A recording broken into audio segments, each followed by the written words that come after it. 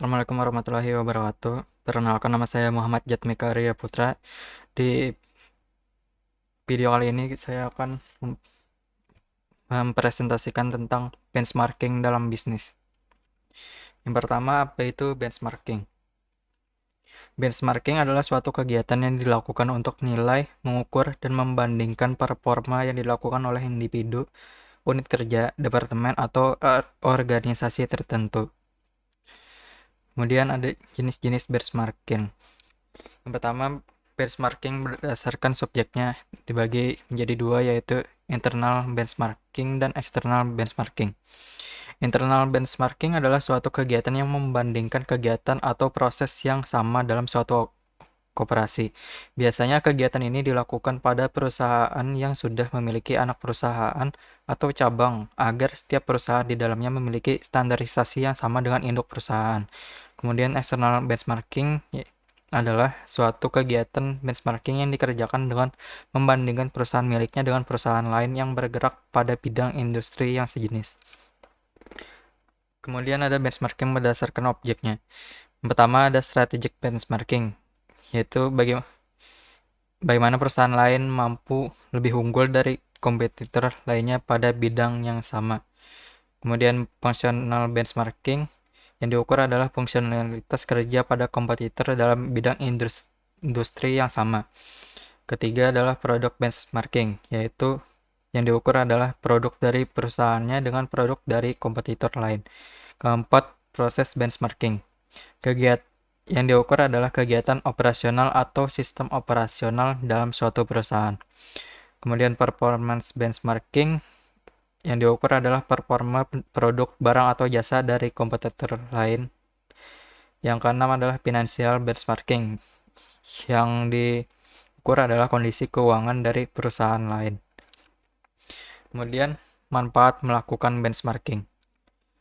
6 manfaat utama melakukan benchmarking. Yang pertama adalah analisis kompetitif, yang kedua memantau performa, yang ketiga perbaikan secara berkala, yang keempat perencanaan dan penetapan sasaran, yang kelima meningkatkan rasa kepemilikan, yang keenam memahami kelebihan perusahaan. Lebih jelasnya akan dilanjutkan.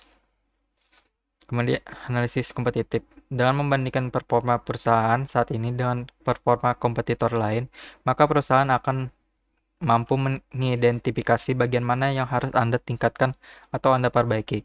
Selain itu, perusahaan Anda juga akan mendapatkan benefit yang sangat strategis dari kompetitor Anda, serta mampu meningkatkan rata-rata perkembangan perusahaan Anda.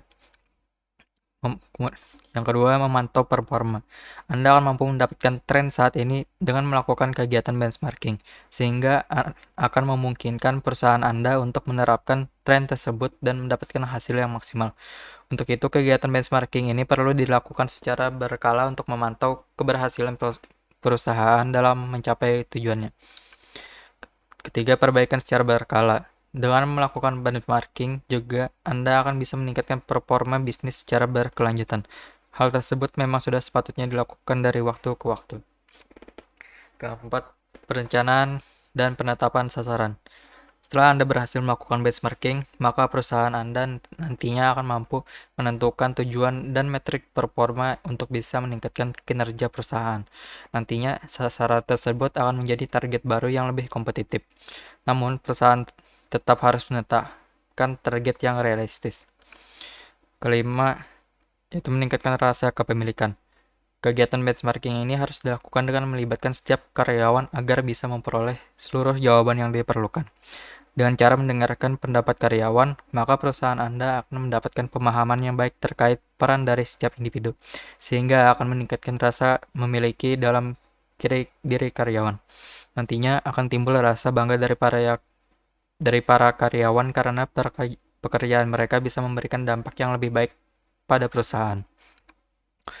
Yang keenam, memahami kelebihan perusahaan. Kegiatan benchmarking mampu membantu mengidentifikasi posisi suatu perusahaan dalam suatu bidang industri. Untuk itu, jika Anda ingin meningkatkan bidang apapun dalam bisnis Anda, maka benchmarking adalah salah satu cara yang efektif untuk mempelajari bagaimana kompetitor lain bisa lebih unggul dan lebih sukses.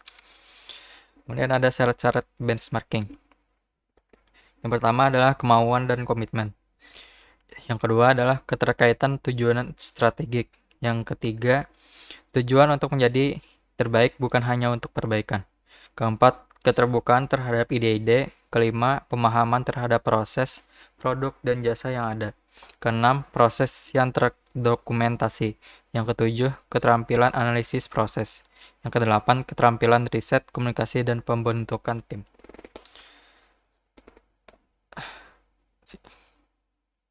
Sekian presentasi dari saya. Assalamualaikum warahmatullahi wabarakatuh.